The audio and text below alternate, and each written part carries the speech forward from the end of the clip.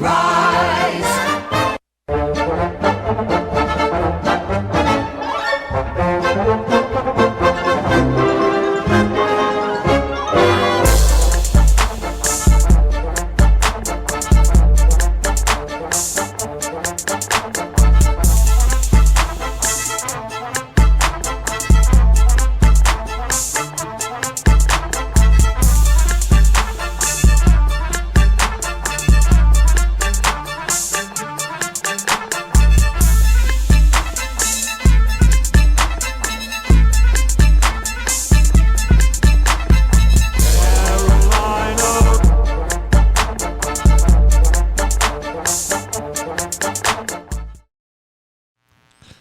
And we're live. What up, what up, what up, what up, what up? Back in effect in the house. It is the FM Podcast 919, and I'm everybody's favorite, D-Dub. I'm Branson. Yes, Hassan is with us, but just not right now. He was like ready to do the show, then he got a phone call and dipped out, so he said he'll be back. Shout out Alpha Dog. Shout out Buddha. Buddha's not going to be joining us tonight. Buddha won't be here. Kelly Joe is still on PTO. Be here, so you know, but It's shout gonna out be the whole crew. You know us. what I'm saying? 2.5 holding it down for the evening. But it's going to be a great show as always because we always bring it. So you know what? Shout out to you if you're sitting here watching us tonight, listening to it. Check us out. Roll up. Yes. Pour something. Drink. Smoke. Sit down, enjoy the show because we about to have a good time. Before we get the show started, I got that send thoughts and prayers to the original Hillboy. My dad had a procedure earlier in the weekend. They kept him over the weekend in the hospital for pain. So I just want to, you know. Is he doing good? He's all right. Okay. He's doing all right, you know what I'm saying? Cool. And it's just best, you know what I'm saying, that they keep him there. That way, you know, people can come visit him and stuff like that. Mom don't need all those people around the house and stuff like that. Exactly. So, you know, shout out to my dad, you know, get well soon. And thoughts and prayers are definitely up for you, my man. I'm going to give you a call probably tomorrow morning. Cool. Well, yes. Hopefully everything is good with your father, and is he scheduled to get out the hospital soon? Yes, he's supposed to get out Monday. Oh. Like I said, they were just keeping him over the weekend because he was saying he was having a little pain. But you know what I'm saying? Thoughts and prayers to him. That means he's watching us now because there's nothing on TV other than us Saturday evenings. Hopefully he is watching us. So, you know, I got to give a shout out to Dr. Rock. You know what I'm saying? We love you and get well soon. And shout out my uncle came down. The plan was for my uncle to come down and help get my dad out the hospital when he got out so my mom wouldn't have to do it. My uncle comes down and gets swimmer's ear. Oh. So he's laid out as well. So okay, I'm slow as hell. What is swimmer's ear? I've heard of it. I just don't. He got swimmer's ear. I know I get water in my ear when I swim. That's what my mom sometimes you shake said. your head and you can hear it. Mom said he was in pain and stuff like that, so I gotta, you know, send to get well to my aunt too, because he came down to help with my dad and just, you know, the craziest stuff be happening. But shout out the Hill family, and shout out to Joe Meek.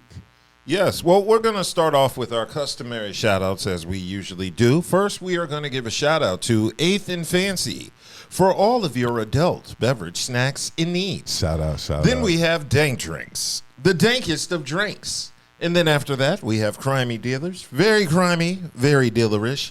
Shout out. And then we have the local food plug. Please eat responsibly. Shout out. Now, we would like to take time to shout out our new sponsor.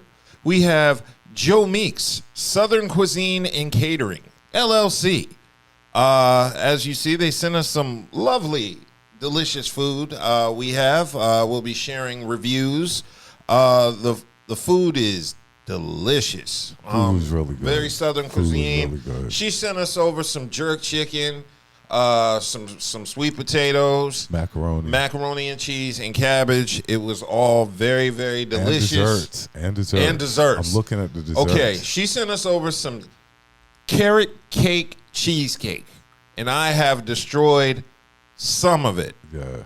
I want to save some for my friends, but truth be told, if they don't eat it by the show, it's coming home with me. And I'm looking at the cookies in the box. Like, all this stuff looks really, really good. Can we show them the cookies? So she sent us some cookies. Oh, all this stuff. Yeah. Really slide it over.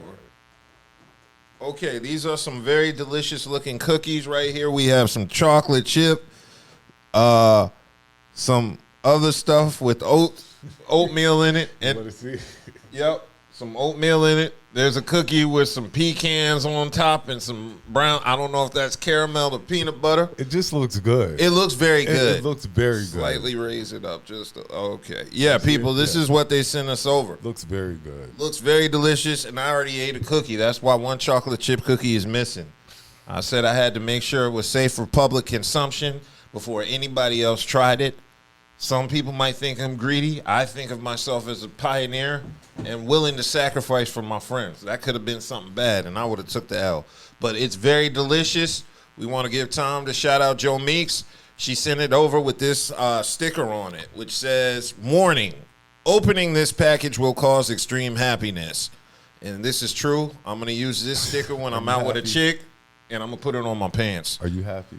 I'm very happy. Okay. And that's probably why Buddha was mad that he wasn't coming tonight, because I'm sure he wanted to eat and stuff like that. Yeah, so make sure if you're watching this, you take time to follow Joe Meeks Southern Cuisine and Catering. Yes. And that's Joe Meeks, Jomeeks. And you can see her page on Facebook as well as Instagram. Yes. Yeah, and feel free to give her a call, 919-520-6134. That's the number here on this sticker. Make sure you can reach out to her to see what type of delicious foods she can make for you. And awesome. We appreciate it. Yeah. We're very appreciative. Anytime we can get something to, show off to the public and people trust us enough for us to give a review, we're always available. So, anybody else out there who might want to send us something to taste or, mark it on the show. Make sure it's food. There's a lot of women that watch this show. Okay, make sure it's food, but hey, send it to us and we'll eat it. Appreciate it. Yes, indeed. So I don't know what else to cover before we get into these. Shout out to all my wrestling fans. I know you're not a wrestling fan tonight. Sometimes I am. Tonight's the first night of SummerSlam. The main event will be Cody Rhodes versus CM Punk. I'll get all the results later. And like I said, shout out to everybody sitting here watching us tonight. Like, subscribe, comment, share, subscribe. All that stuff. All that stuff, you know what I'm saying? And feel free to comment, chime in on all the videos that are posted. Dub takes a lot of time out of his day to edit the videos and put them out there. And, we're real appreciative of it. So, if you watch the video, take time to comment.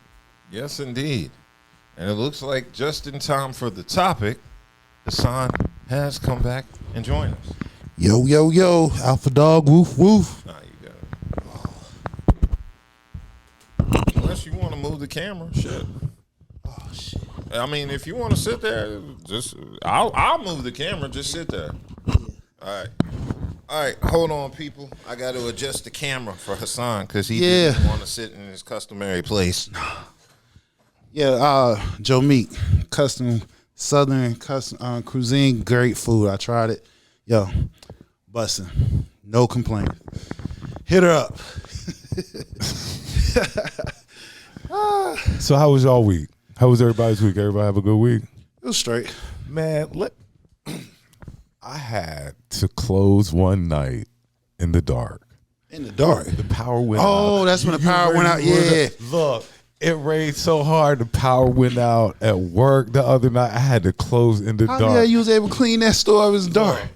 Your phone light and shit? Look man. It looked like it was a robbery going on in that mother. Look.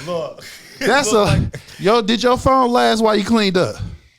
It did. It did make it through. You know what I'm saying? The lights went out, I want to say about 9:30, because it rained hard. Yeah, it did. We needed that rain, though.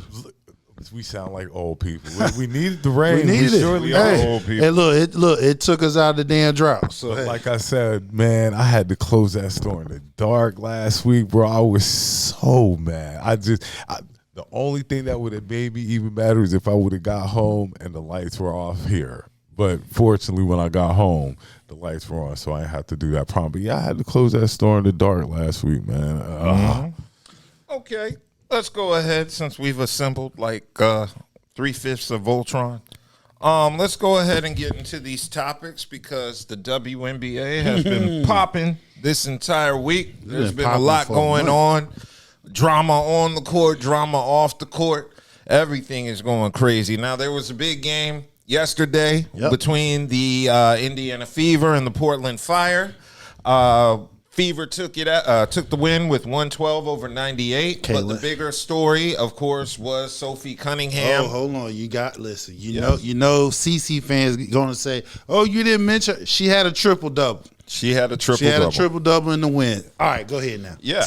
Well, shout out to Caitlin Clark. So you got to mention her stats and stuff like that. Because if you don't, they're going to be like, oh, that's all y'all talk about. Y'all don't even talk about it. She had a great game. She had a triple-double in the win. Shout out Caitlin Clark. I don't give her hate. That's not me. It's not hate. It's just constructive criticism. That's all. Okay. Well, as I mentioned before, Sophie Cunningham was kind of all eyes on her after recent comments in the past couple of weeks regarding transgenders, and it's drawn a mixed reaction from the crowd. Some people welcomed her, some people booed her, but this led to a lot of issues with the crowd, and then following the game, there were some controversial comments by Stephanie White. Checking into the game, Golden Eagles, Sophie Cunningham.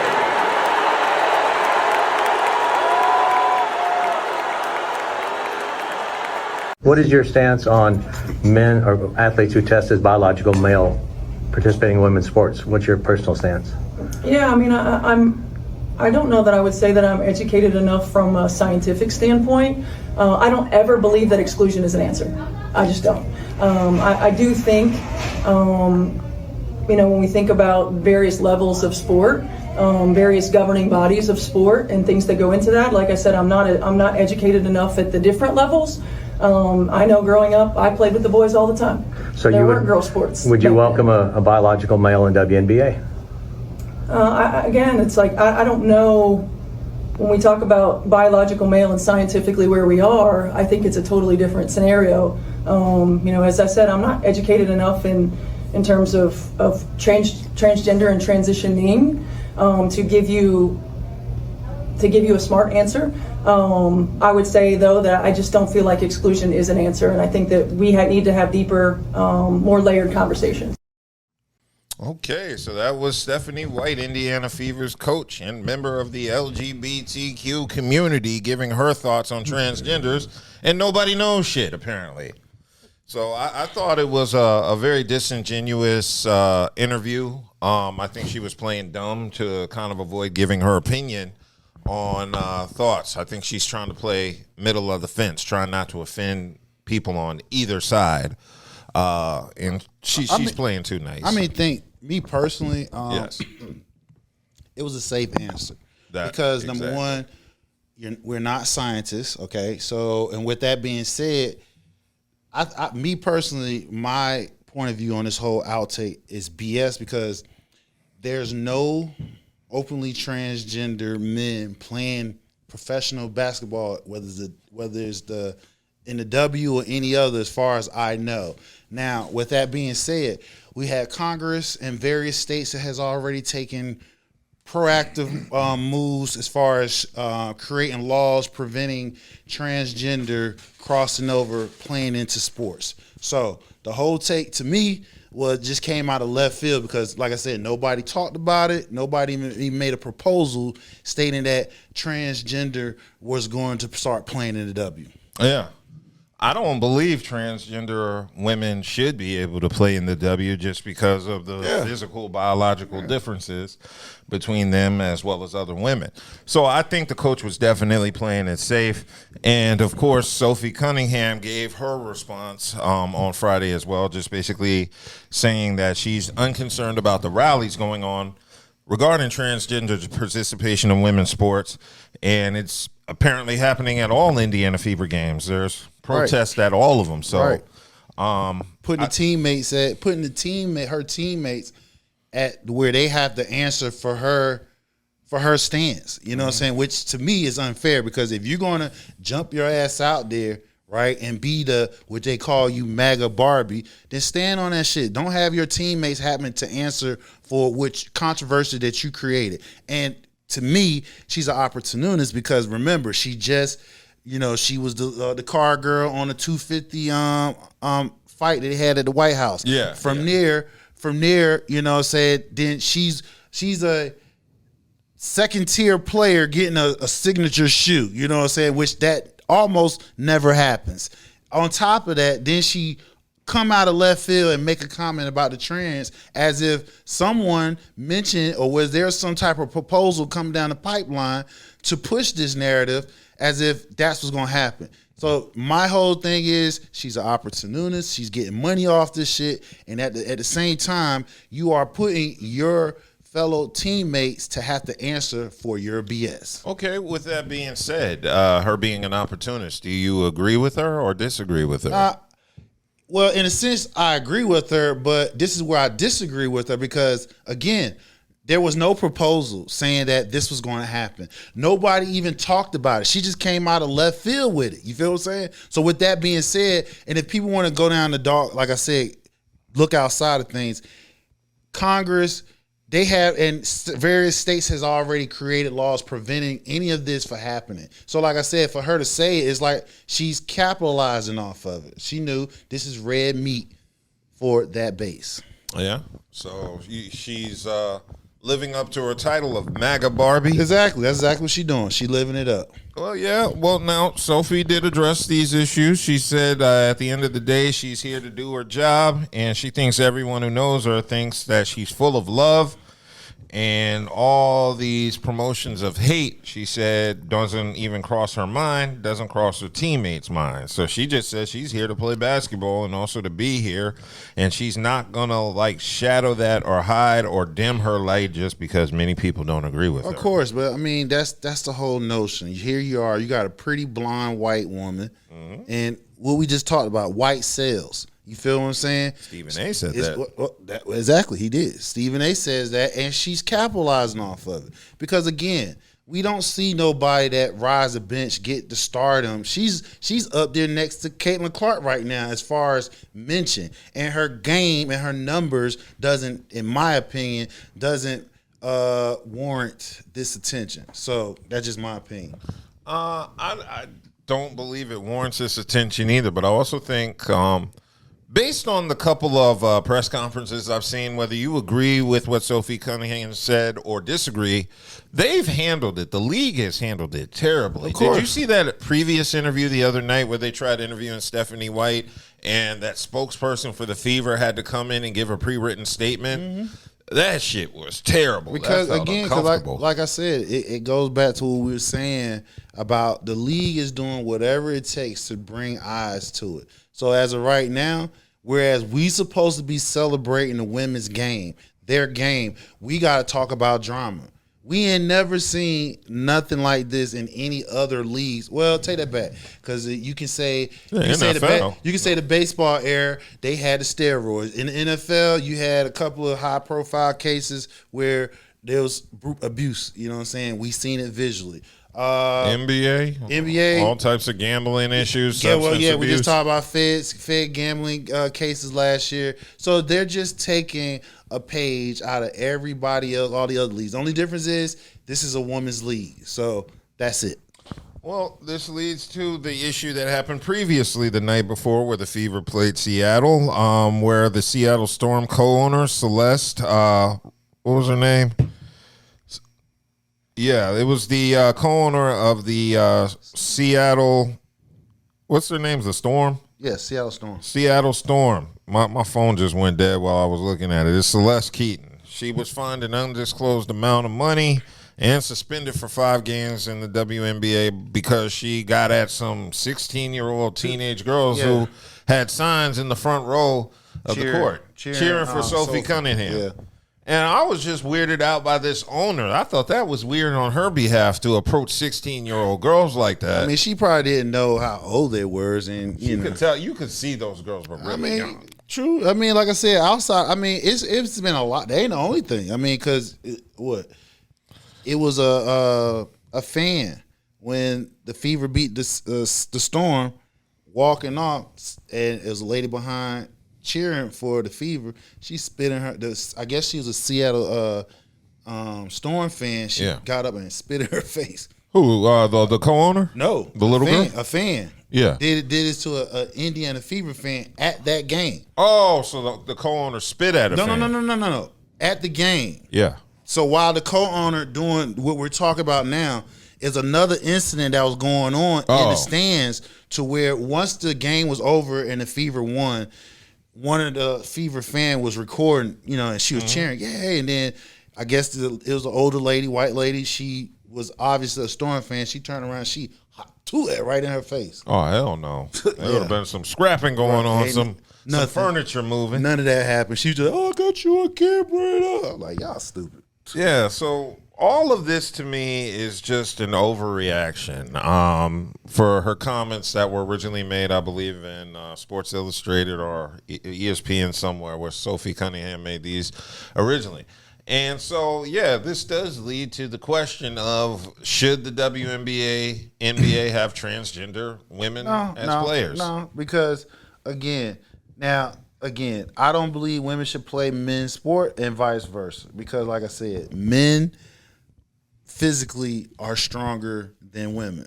Even if they change over, you still will have the man physical body of that part will never change. So no, if you're gonna have transgender, just have a league of their own. You feel what I'm saying? Whether it's women or men, have a league of their own, because at the end of the day, they still are who they are when they mama birthed their ass. Yeah, I'm in total agreement with you on that. So this isn't over at the moment. It looks like there's another rally that's going to be planned when the Fever play the Lynx tomorrow in Minnesota. And it looks like there are going to be some more protests planned throughout wherever the Fever play. Which, again, why, though? It doesn't make any sense, because it's not like I don't know. Nobody's pushing this agenda. So this is like, where's all this outrage coming from? Well, part of it is these protest groups get attention. Yo, that's the part. That's what I'm talking about. What's the reason for the protesters to come out? Because there's nobody pushing this, saying this is what they want. Well, you said Sophie Cunningham's an opportunist, but so are a lot of these protest groups. Right. So again, you are putting other people, players who happen to speak on this when it was never a discussion at all. We supposed to be celebrating the league's 30-year existence. We supposed to be celebrating all the accolades these players, these women players, are breaking. Like, we had talked about AR, Angel Reese. She was the fastest to get 500 rebounds, 500 points, 29 games less than the previous owner. Then we had Agumake, she passed Lisa Leslie. You know what I'm saying? As far as all-time leading sparks. Then we got Asia Wilson. She's having a career year once again. These are the storylines that's supposed to be happening, but the league is the drama is drowning out the women's game. And we've been having some. I don't even think it's drama. I just think it's basically Sophie and Caitlin Clark. Yeah, they're dominating the rest of the league. Because like right now, another issue that was talked about, Nafisa Collier, she's the president of the W women's players, and they was talking about the refs. You feel what I'm saying? Every player, star or not, sending whatever backing her, whether it's social media or in their own interviews. And you know what? Who wasn't saying anything? Caitlin Clark. Why? She's the main one crying about fouls and shit. So if you got the women's players president speaking on this, you should be front line and center, giving your praise, saying something. But she's quiet. So this is why you can't respect what the hell she's doing, because she knows what's going on. Well, maybe she's quiet because she wants to hoop. You can't be quiet and want to hoop and you flopping. Never said nothing. Why do we get on Caitlin Clark about her having to say something? She just wants to hoop. We make it a bigger deal than what. If we don't pay it no attention and stuff like that, so be it. We've never heard Caitlin Clark say anything except go out there and get buckets. She could play better defense. Yeah, she could quit turning the ball over so much, but she just want to hoop.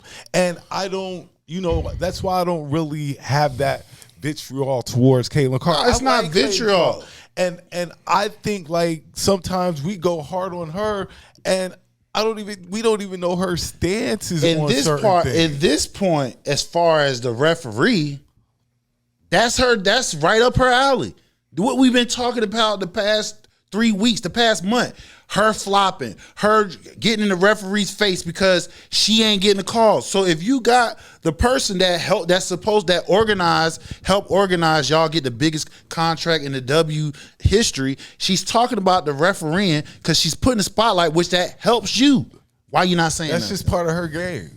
She's a flopper. Exactly. She's the Luka. She's the Luka of the W. She's the Luka of the W. All throughout the history of the game, she's a flopper. Yeah. I think we put too much emphasis on Caitlin Clark, and Caitlin Clark needs to make a stand. And no, she don't. Okay, all so Caitlin fine. Gotta do is hoop. Okay, That's so all fine. She So fine. do. And after a while, she'll get our respect because all she's doing is hooping for our respect more than anything. We don't really give her the respect like that. Like we like Caitlin, but we don't love Caitlin because the stars that we think should get the respect don't get the respect because of Caitlin. But we like Caitlin. Yeah, like I said, the drawback from her is she has an okay game. She has a nice game. Yeah. You know what I'm saying? She has a nice game. Got a triple-double. But the thing about it is she isn't better than most of the people that they're trying to put her above. But when you say she isn't better, like look.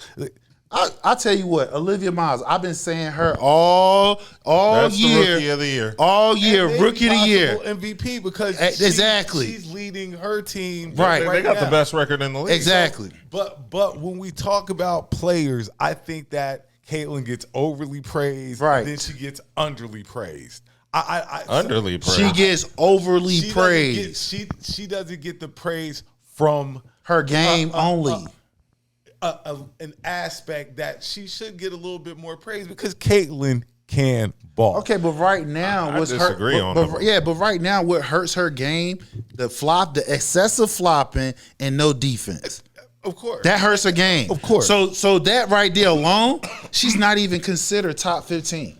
I got 15 players that plays both sides of the ball, and their numbers are just as good. They are just as exciting as Caitlin Clark. Their numbers aren't just as good. Yes, they might be just as exciting. Caitlin's in top 10 scoring. She about top 15, top 10 scoring. Yeah, you saying top 15, and that it's cool. All I'm saying is I can name 14 players better than her. Caitlin can ball. Caitlin is. We're not saying she can't, but I think it's unfair that we always be like she's got to say something because I don't ever remember Jordan saying anything on any topic. You're right, and relevant. He also never put himself in the middle of shit neither.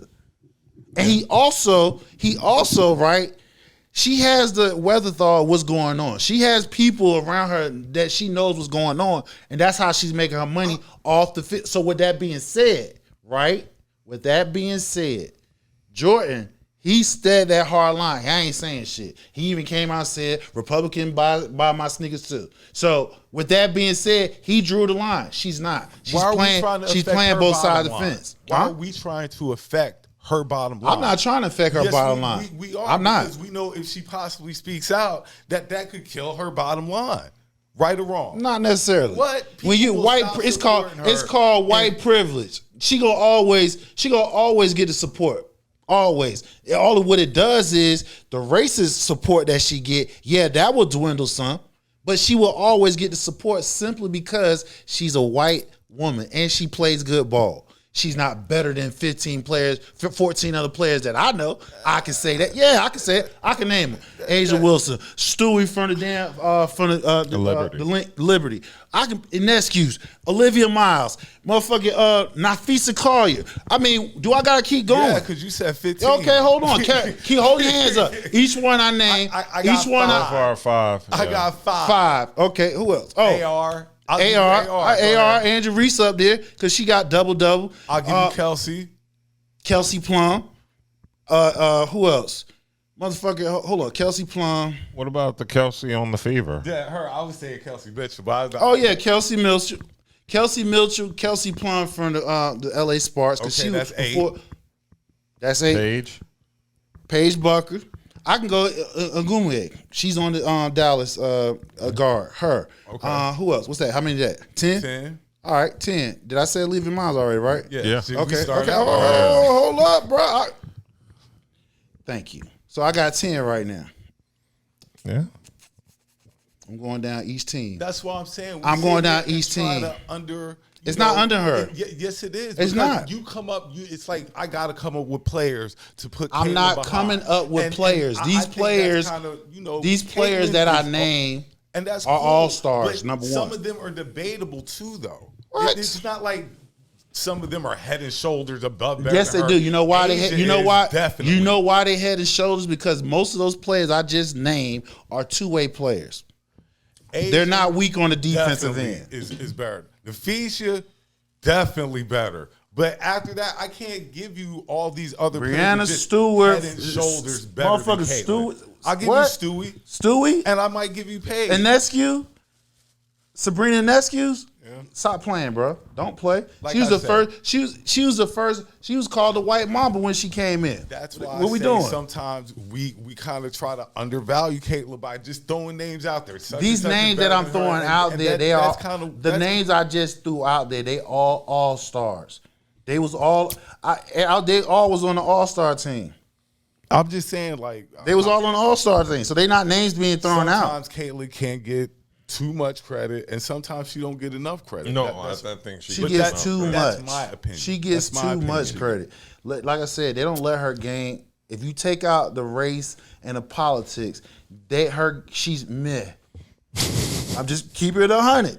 If you take out the race and the politics, she's meh. She's she's not. yeah. She's a good player. That's meh. She's a good to great That's player. meh. She's not She- with that. she's a good to great player. She's not the What face season of the is she W. Let me say that. She's not the face of the She W. technically kind of is. She's the Like face I of the said, W. her- Based. marketing-wise. I Her just. and Angel are the face of the dub. I've already told you right, that. I just said if you take away the racial, you take away the politics, you're not talking about her like that.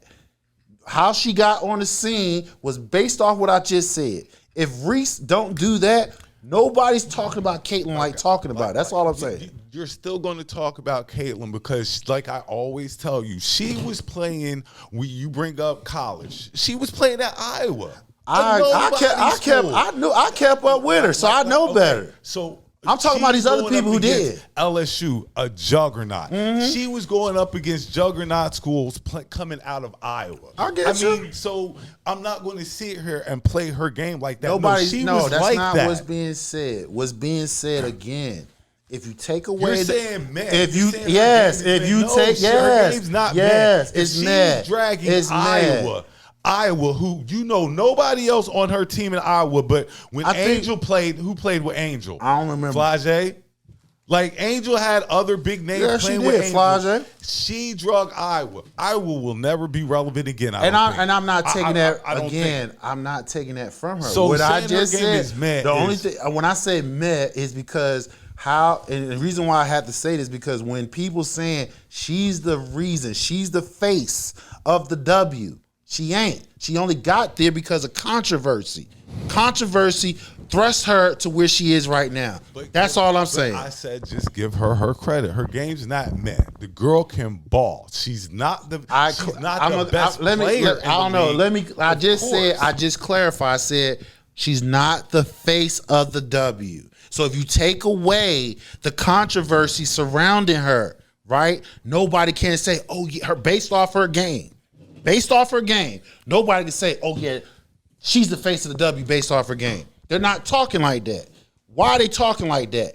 That's all I'm just saying. But that's why I think her and Angel both are the face of the game. I think they both go together. Yeah, they do. They are linked forever. and cooler. They are linked forever until they both retire. If Caitlin's the face, Angel got to be the face too because But they're not. But they're the media the media and the fan base isn't saying that. they This don't have drowning. to say it because every time that It does. hold on. Every time that you mention Caitlin Clark, their rebuttal is, "Well, AR, am I right or wrong?" So obviously, if you know about AR like that, then AR is just as much of the face of the league as Caitlin is. That's Again, my only point. We're talking about that, but when you're hearing everybody else, they're not. And that's what's making it nauseous with everybody else because it's like she isn't the reason. She's part of the reason. She's not bigger than the damn program. And her fan base and some media pundits is trying to make her bigger than the program. That's all. Yeah, I definitely think there's a lot of media influence and bias in Caitlin Clark. But in addition to Caitlin Clark, of course, we came past the WNBA All-Star Weekend. There was a minor controversy going on between Paige Bueckers and Angel Reese. Apparently, they had bet on the All-Star game and who won, and without being aware, they were doing it on video, not knowing they were violating some of the league's gambling policies, which led to this fallout. The WNBA might be in some hot water over a potential gambling scandal after a video was posted and then quickly deleted showing Angel Reese and Paige Bueckers betting $400 on a WNBA game. At All-Star Weekend, you and Angel made a bet with each other on this game. Is that bet still? This is how the rich stay rich. You gotta save this money. I'm gonna see you next week on Wednesday. Yeah. At night? No, at practice. Oh, at practice?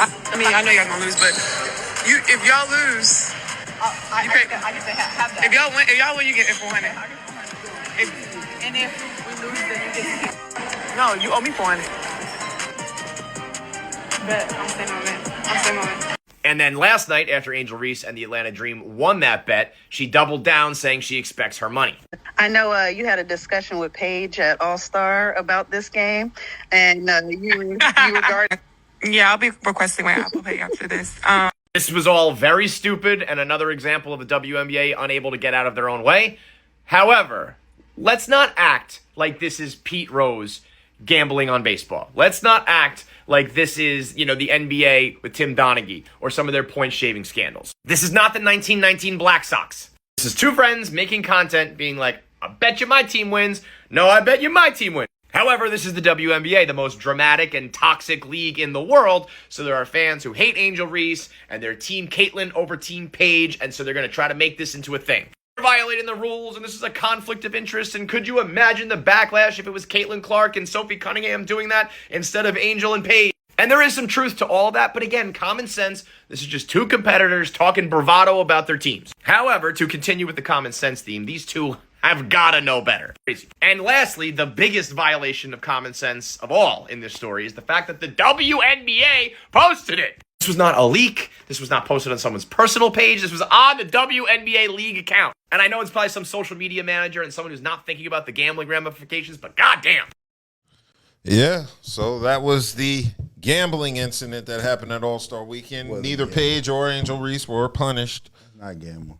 It's not gambling? Why is it not gambling? Because it was friendly banter. That's all. They put money on it. We haven't seen. Do we see them exchange it to each other when the person won? No, we didn't see that. Hey, aren't the people in the NBA under investigation, and we don't actually? Because the feds have supposedly quote unquote evidence of them conspiring with other people to gamble, and and actually there was cheating in this incident. If the W put it on their shit, right? That's still a violation. Well, obviously, the W don't feel like it's a violation to their because they haven't been investigated nor being punished by it. So they deleted it immediately. Of course, they didn't want the damn backlash behind it. You know what I'm saying? But again, they did. We didn't see no money exchange. It's between them. Other leagues that we're talking about, they're gambling with other people, gambling on their teams or other teams. That's something different. Well, my issue is I thought it was idiotic for both of them to participate in that on camera. You can make whatever you do or off camera. I can't say nothing about that. But to gamble openly like that on camera, that was some dumbass shit. I've seen players in leagues make bets, but they were never involved in money. It was always some stupid shit like you got to wear my team's hat or my team's jersey. Something harmless where no money is exchanged. The fact that they pulled out money and decided to gamble like that in front of the cameras, that was a major gaffe on their part. I just thought the women knew better. The social media manager who posted it should have known better. Just whoever was responsible for that whole sequence should have known better. Correct. It's just not a good look gambling, period, especially on a league up and coming like the WNBA. Now you're going to start hearing anytime something weird goes down that it was a gambling situation, If players play the last 10 seconds of a game now, people are going to automatically think, if it's a blowout or something, and because somebody makes a basket in the last 10 seconds. Now I ain't even gonna front because it's hard as hell betting parlays on these motherfuckers. Yeah. So I get what you said. When it comes betting parlays on the W, you right. I fully agree with you on that one. In fact, I heard that's the reason why it's so popular now. It's because a lot of people are betting on the WNBA. And for that, they said the WNBA covers a lot of parlays and spreads and all that stuff. And lots of people make money off the WNBA gambling on it. So, it is in the forefront. And I do think that's a partial reason of the popularity along with Caitlin Clark and Angel Reese and the whole media push. So I think this was just stupid on their behalf. And for real, I do think they just opened up a can or opened up Pandora's box because, like I said, now you've introduced the idea of players gambling in the league amongst other shit. So now we're going to have situations where false accusations of gambling are going to happen. Players are missing shots. Now they're going to be accused of trying to cover the spreads and the parlays and all that shit. It's just going to bring a lot of toxicity into the league. Between Friday and tonight, I had 4 parlays that I pretty much lost because 1 rebound, 1 basket, 1 free throw, all come down to 1 fucking single play. You feel what I'm saying? So I get what you're saying. It's hard to parlay these women. I ain't even go for it. I ain't even not go for it because a man, you could pretty much tell when they're having a good game, when they're not having a good game, all that other stuff. These women now, since I think it's the first year doing parlays, it's hard. It's hard as fuck. I ain't gonna say. Oh, okay. Well, I don't gamble, so I don't know what's what when it comes to that. I'm scared to gamble because I know I have an addictive personality, so I don't even play with that shit. I get crazy on my little spades game on my phone. I'll be gambling virtual money. So I hope this is a lesson for Angel Reese and Paige Buckers because I do like both players. I very rarely criticize them unless they actually do something worth criticizing, and I definitely think this was worth criticizing. They should just be a little wiser about what's going on and what simple actions like that can mean to the general public and how it can parlay into something bigger in the future. So, hopefully they learn from that. Continuing on with more WNBA drama because it's getting messy. This whole week was messy. We had Dejanay Carrington. Wait, we are too deep in these WNBA trenches, bro. Yeah, boy. But hey, they put it out there. They put it out there, bro. We giving us the content. You had Dejanay Carrington making her debut this week with her squad back from injury. She decided, I guess. You think this was partially due to her coming back? Well, basically, she decided to put her ex, Nalissa Smith, on blast for having some side chicks on the Las Vegas Aces. It's a whole pretty messy situation. They say that the WNBA is just one big old reality TV show. And folks, if that is the case, then this weekend was the best episode yet. So this is Dejanay Carrington. She played her last year of college basketball at Baylor. And this is Nalissa Smith, who also was at Baylor at the time. Dejanay and Nalissa were dating. And it was quite the love story back in January of 2025 when Nalissa was traded to the Dallas Wings where Dejanay played. So now we had 2 prominent WNBA players dating while on the same team. Fast forward to later that June when Nalissa was abruptly traded to Las Vegas. Now here's a key note to remember for later. Those Las Vegas Aces had just drafted rookie Aaliyah Nye and signed undrafted rookie free agent Deja Kelly. Again, this is key. Well, after Nalissa spent some time in Vegas, Dejanay Carrington and Nalissa Smith broke up. This weekend at the All-Star break, Dejanay accused Nalissa of cheating on her with Deja Kelly and Aaliyah Nye. Reminder, Deja and Aaliyah were rookies on the team that Nalissa got traded to. Side note, but relevant, you may remember Deja Kelly's name because she dated RJ Davis in college where they were the power couple at North Carolina. Well, that's until Deja allegedly cheated on RJ with his teammate Caleb Love. So that means that Deja Kelly went from sleeping with her boyfriend's teammate in college to sleeping with another player's girlfriend in the pros. Meanwhile, and you really can't make this up, Dejanay Carrington, after breaking up with an Aces player for cheating on her with 2 other Aces rookies, she was at the All-Star game this weekend cheering on her new girlfriend, Jackie Young, who also plays for the Aces. So then Nalissa Smith went live last night where she not only confirmed that she kind of cheated, but she also threw out rumors that perhaps Dejanay cheated on her as well. Whether she cheated on me and I cheated on her, why are we bringing that to the internet a year later? Look, I got to give credit to the WNBA. The basketball on the court might not be the best product in the entire world, but the drama off the court just might be. God damn. So we have some messy ass drama going on in the NBA. Yeah, the WNBA, my bad. Yeah. But shout out to Nalissa Smith because that roster is amazing. Are we surprised? I mean, women. This is for the women. Women that's lesbian. They cheat more than male guys. They have more women side chick than actual males. So what we talking about here? Yeah, I mean, this is part of the detriment of what's going on with the WNBA, and this is the only league that you're gonna have your partner on the same squad. Yeah, like come on. Now I was reading comments and they said this is like LeBron cheating on D-Wade with Kevin Love. So I mean, that's the equivalent of what's going on. We can't even fathom that because again, you know, they won't survive in a men's league like that. So again, this is the only league where you're gonna be able to.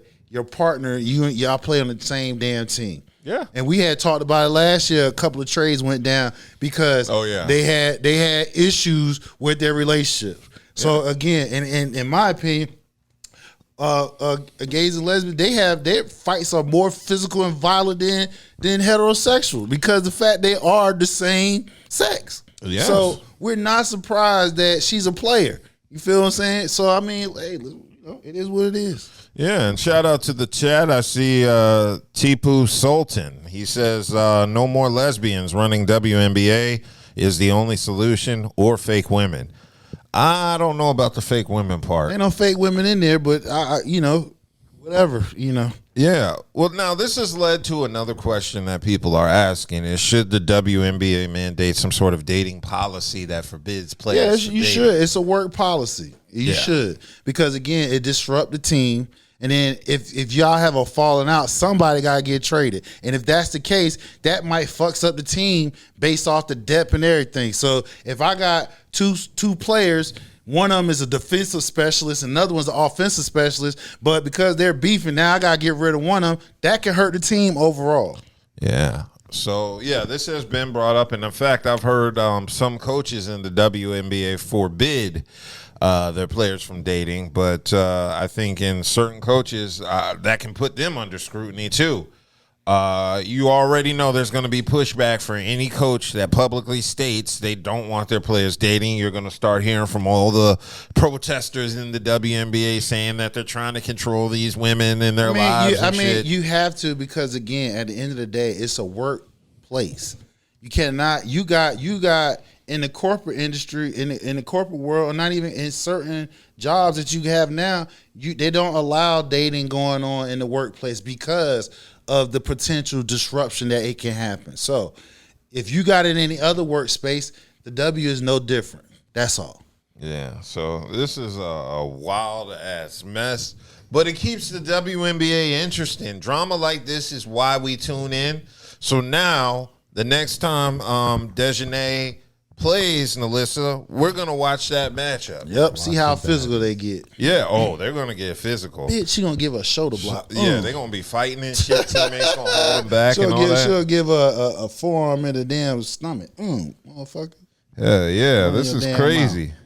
Yeah, and it was Deja Kelly and Aaliyah Nye, two very fine women in the WNBA. I got to say, the WNBA has improved looks-wise. There's a lot of beautiful women in there.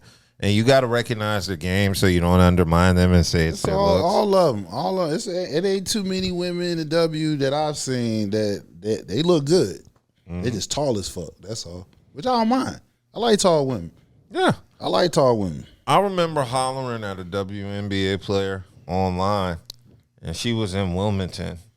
And I could have got that. I didn't want to drive to Wilmington. So, yeah, I unfortunately had to cut her from my team. Unfortunately. So, yeah, I'm down with some sort of mandate or policy to prevent this from happening because you are right. This is the seeds of toxicity. Something toxic is only going to happen, and it's going to keep getting worse as it progresses, as more players come into the league dating each other. Yeah, I think that's very toxic. And, but also at the same time, it's what's generating interest for the league. We like Jerry Springer. We like Maury Povich. So we definitely like to see drama play out real time on TV. And I definitely think this is going to draw people in. Like I said, particularly with those matchups. So shout out to messy-ass Dejanay. Another comment from Tipu Sullivan. Does anybody remember the weekend in Chicago? Sickening display of hump and play. Yeah, I remember. I remember the weekend because, like I said, the women, they played Jonquel Jones. She won. She won MVP, right? She's the only woman to win All-Star MVP, the Finals MVP, as well as the presidential. They have the Interleague Championship MVP on that one. So only like 2 other women done that.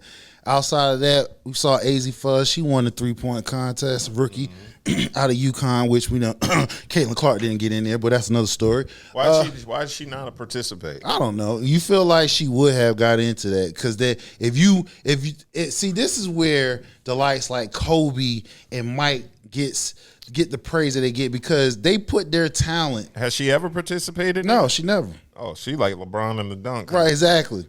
She doing it, taking the exact page out of LeBron.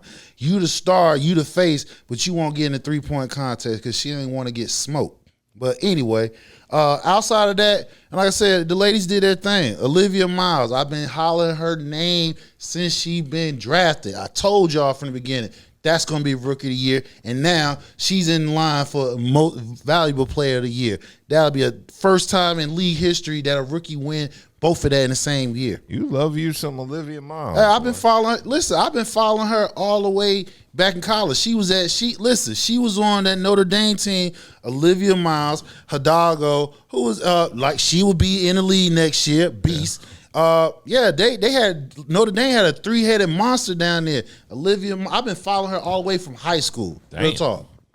Okay, well, shout out to Olivia Miles. Yeah.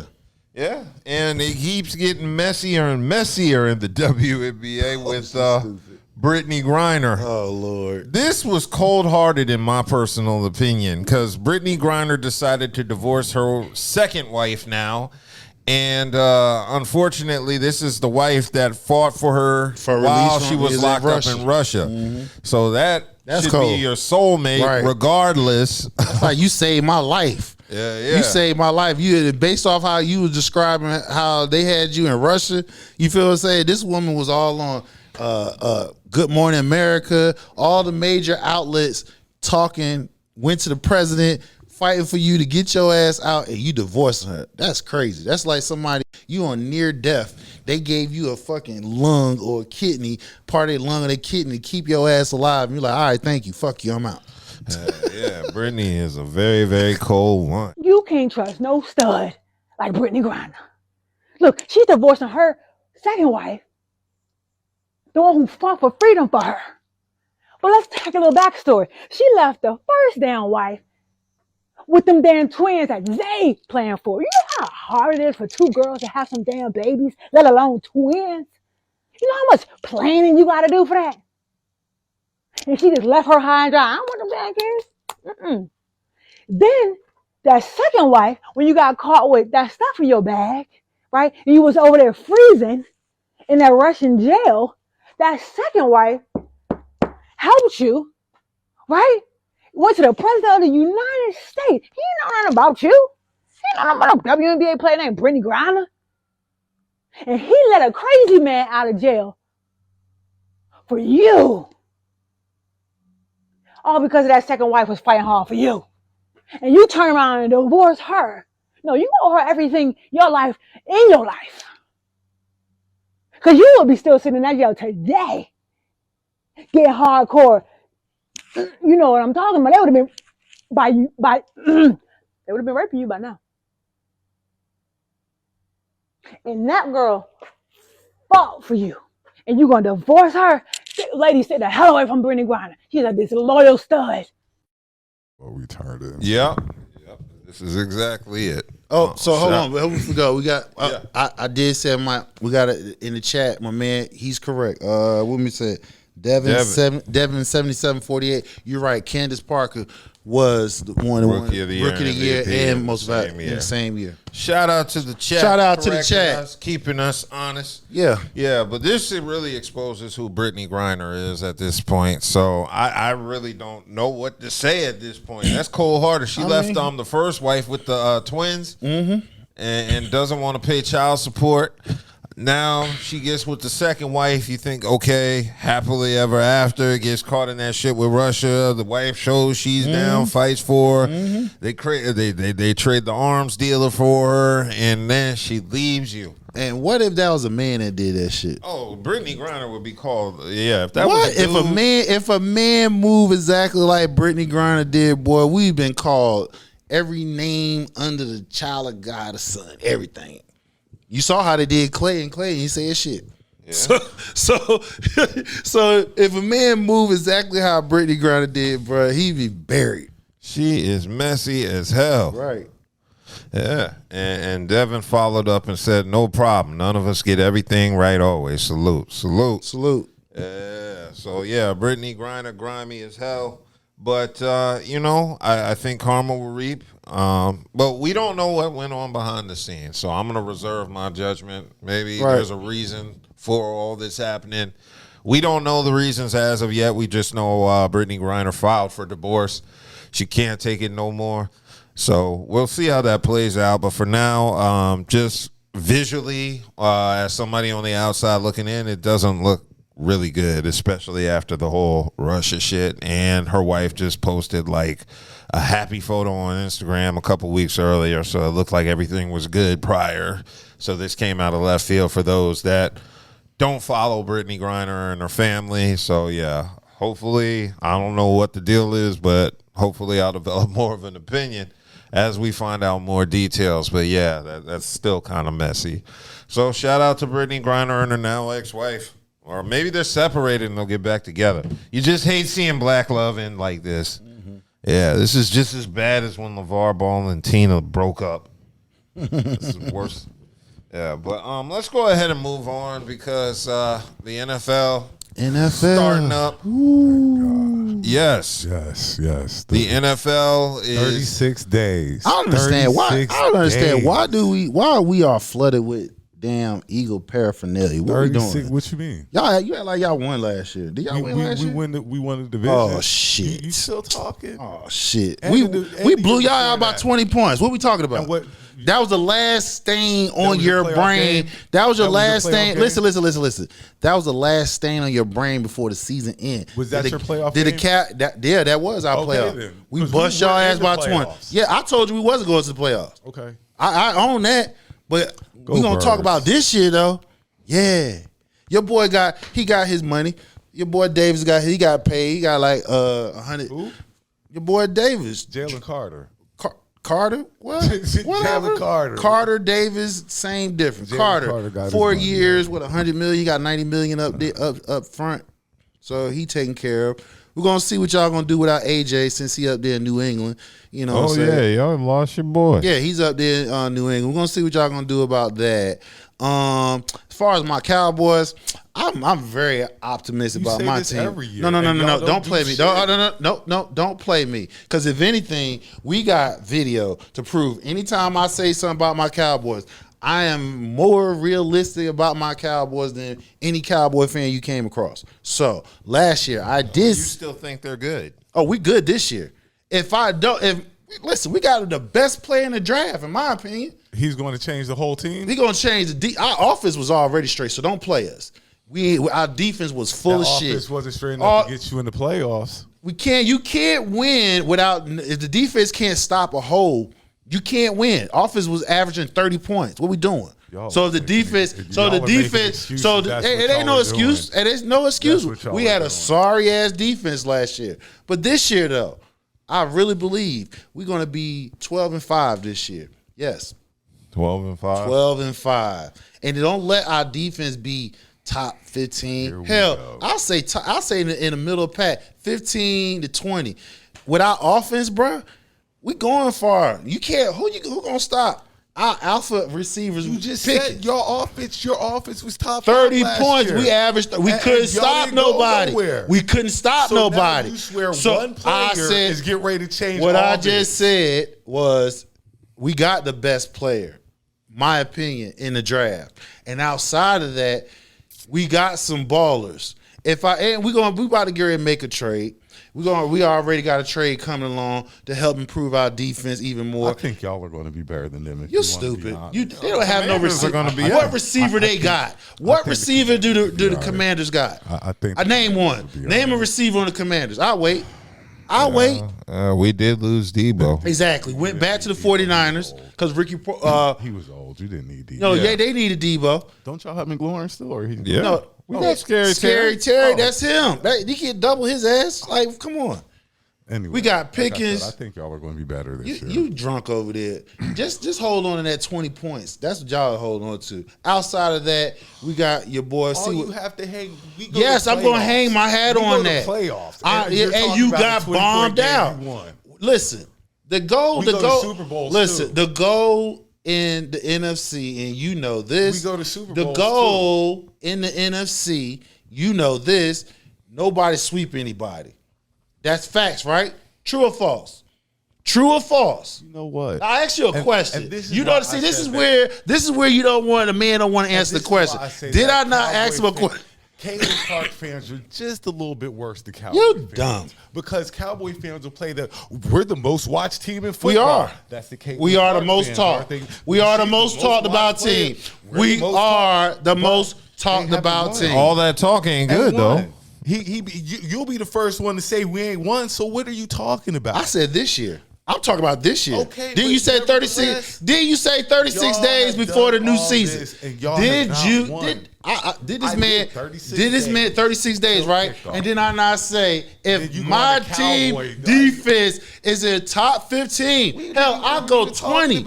I'll go 20, nigga. No, hold on. If my team is in the top 20 far as defense, if we can get a couple of 3 and outs, we going far in the playoffs. That's all I'm saying. Okay. That's all I'm saying. I just gave you my prediction. I said 12-5. Well, we'll see what happens with the Cowboys. What y'all gonna do? How many games y'all gonna win? Who, us? We're just going to win the division. No, I just asked you a question. We're going to win How many games? How many games? Give me a number. Give me a number. Give me a number. We'll probably go 13-4 this year. You dumb. Y'all not going 13-4. Okay, well, the real question is, because there's a battle in Cleveland between Shador and Deshaun for the starting quarterback position. Right now, both are putting in that work, and it's pretty neck and neck. So, actually, in my opinion, Shador is in the league. Shador is in the league? Because I was seeing some clips from training. Yeah, and Deshaun got an interception. Shador so far has 0. So that's 7 on 7 and 11 on 11s. Does not matter. It does. When you trying to, that does. They're using that to determine who's going to win the starting position. Deshaun Watson makes $80-something million a year. He makes $80 million a year. Shador Sanders makes what? About $1 or $2 million. Not They want him to win it. Hold on. Yeah. He make a couple of million. Right. I know week 1, that $80-something million quarterback better be trying out there. No. To lose his job. No. That's what he's got to do. What they want Deshaun to do is look like he can play so they can trade him. They want Shador to win this. You know why? He got a low-end contract. And when you got a low-end contract, what they doing now in the league? They loading up on defense and offense. From last year to this year. What you're saying, they want him this year, but they didn't want him last year? No, they didn't. They really did. They didn't. They played. They sabotaged. We done discussed. So we had discussed that they had openly just tried to sabotage him. Yeah, we done that. So they want him this year. Don't they got a new coaching staff? They got a new coaching staff, right? Okay, then So the old coaching staff didn't want him there. It's totally different now. So as the new coaching staff, you want the player that's younger, that's more that you can actually mold in to the starting position. And as of right now, all they want Deshaun to do is play good.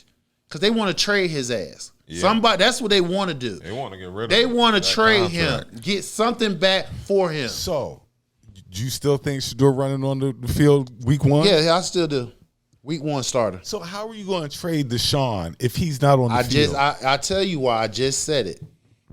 You have veteran leadership. He's on the last year of his contract. They're gonna eat up some of the money. You feel what I'm saying? So that means you're going to get him cheap. It's the same thing what Baker Mayfield did when he went out to LA and shit. He was on the cheap end of contract. He did good enough to where like, okay, we can trade him. Where he at? Starting at Tampa Bay, which now he in a contract dispute with the Buccaneers. So with Deshaun, they want him to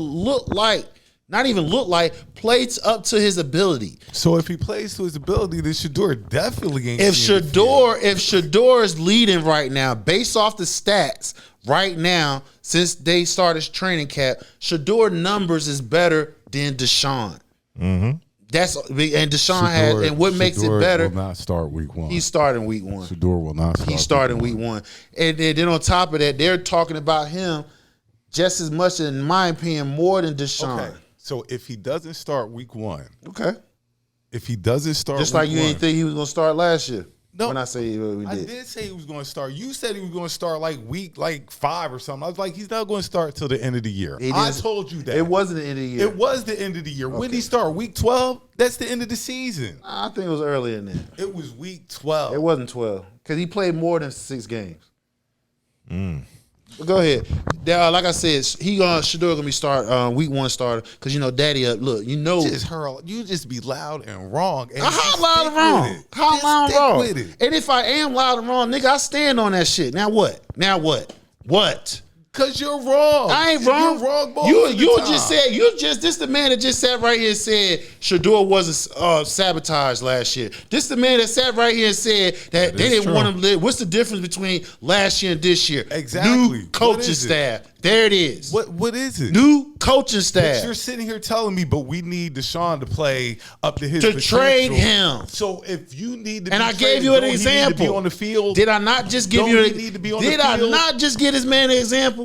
Did I not just give him an example? Need to be on the field. I just told you what's the difference. The difference is you got a cheaper quarterback as far as contract wise, right? You can load up. While you're yelling at me, you can load up. Hey, listen, bro. Field. Hey, man. First of all, you is not gonna contradict how I fucking talk. You feel me? We're men. We're men, nigga. Last time I checked, you a man, I am. What the fuck we doing? We're having a fucking debate. And you trying to tell me now you worried about how loud I'm talking. Bro, cut that shit out. Let me get wrong. Yeah, that's your fucking opinion. That's your fucking opinion. Just like you thought that Shedeur wasn't gonna start.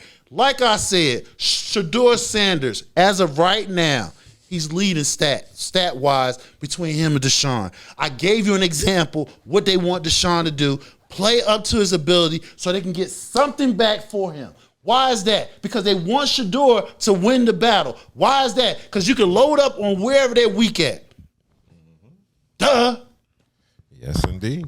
So. Then I gave you an example. Baker Mayfield. I just gave it to you. Have scrimmages started? No, they still in pads. Okay. Because, I figured, we would see a Browns scrimmage and see who's performing the best. Next couple of weeks, training camp really just started. So, they don't go as hard as they used to do 4 or 5 years ago because protecting due to injury. So, they do more out of pads first couple weeks, and then they have, because the games they only got like three or four preseason games before we go right into the season. Yeah, they don't play a lot of preseason games anymore. I guess they're scared to risk injury. But yeah, this is going to be a battle, and up until the first week of the season, I think either one has potential to be the starter for the QB. But yeah, my money is on Shedeur. We know. I think, yeah. Yeah, plus Deion I've been rock. Let's get one thing straight. Since I've been rocking with Shador since Colorado. Fuck that. Since Jackson State, Colorado, and the league. So I'm just being consistent. My loud wrong ass. That's all. Mm-hmm. Yeah. So we'll see what happens with this. I'm still gonna go out and get a Shador Sanders jersey. Yeah, he's most popular. He make it for somebody who's he's the Caitlin Clark of the NFL. Caitlin Clark ain't really making no money off in the W. She making all endorsements. Same for him. He ain't really making no money in the NFL. All his money is off his endorsements. We just said, we reported a few months ago, he made the most money last year, broke Tom Brady shit. Yeah. So I gotta get my Jaden jersey and I gotta get my Shador I gotta jersey. get one too. Yeah, you're gonna get a Jaden jersey. No, Shador. Yeah. The fuck. Nah, you want a Jaden jersey. Y'all wasted that man's year. No, we ain't. Y'all about to pay his. That ain't RG3, bro. This is y'all last year. Y'all didn't let next year. Y'all gonna have to pay that man some money. And he deserves it. Okay. You know, when he's on the field, he produces. That rookie year was marvelous. We'll always have that. Right. I thought he was going to be like Wes Unseld. It was an afterthought because I had another discussion with a commander. I'm like, why is you bringing up? Because they talking about, y'all ain't been. Yeah, I know the Cowboys ain't been 30 y'all plus been years. to the playoffs too. We made it all the way. They ain't made it last year. No, not last year because he was injured. The year before last, they did. Rookie year, we made it all the way up to the finals, NFC Finals. Oh, okay. Oh, that's an afterthought. 55 points. Who talking about that? Okay. Yeah. Who gets remembered by blown out by 55 points? Okay. You remembered it. No, I don't. I just said it. I said it. No. Excuse me. I brought it up for reference points because you said y'all went to the championship. Like you trying to throw shade over here and shit. So I'm like, yeah, all right, they went. But who remembers somebody getting blown out by 55 points? That's so long ago. They don't even talk about it. Only certain fans that talk about it when they're not used to winning. That's all. No, the people talk about it because it was an unusual good feat. It happened. Rookies don't do that. You're right. And then guess what? It's an afterthought. That's all. Somebody. Peyton didn't do that. Never do that. Tom Brady didn't do that. You're right. But guess what? You're right. And some teams' quarterbacks has a winning record against some teams. And last time I checked, that quarterback came back and blew that team out by 20 points. They got a winning record. But we got a Super Bowl ring and a so Super what? Bowl Okay, but guess what though? Why your man on the hot seat this year? Huh? What hot seat? Your boy. Jalen on the hot seat. He's on. Are you stupid? I know you much as you call yourself watch football. They've been talking about you just like you said AJ wasn't gonna get traded. I was loud and wrong about that, right? I was loud and wrong about that. AJ got traded. You said, there's nothing going on. What? He said AJ was getting traded. And you said no.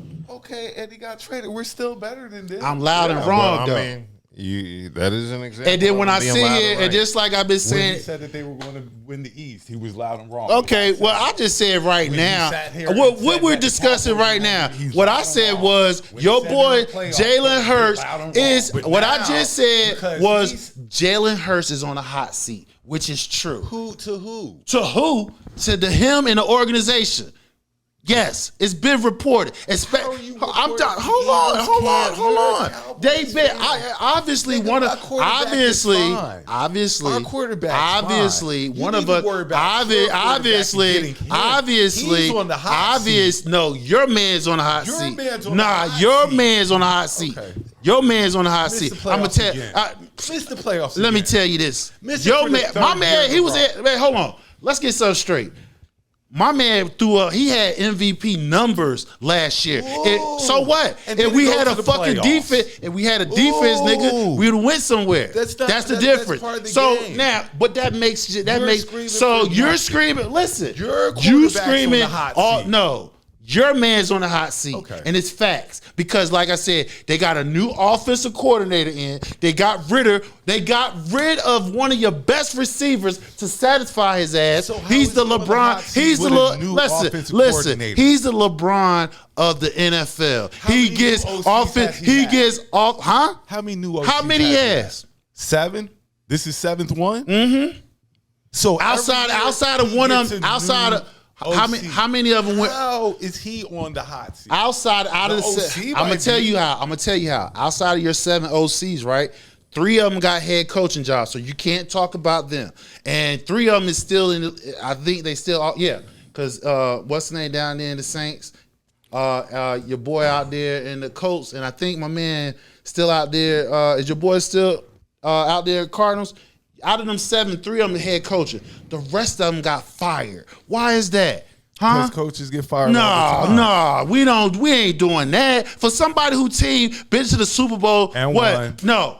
This is a nigga right here that don't want to keep it real now. You don't want to keep it real now. I'm talking about that. See, you're praising your man, which he's supposed to. He actually outplayed Patrick Mahomes in the Super Bowl that they lost. So with that being said, 7 offensive coordinators, 3 of them, 3 head coaching jobs, 4 of them gets fired because what's been reported because of his ass.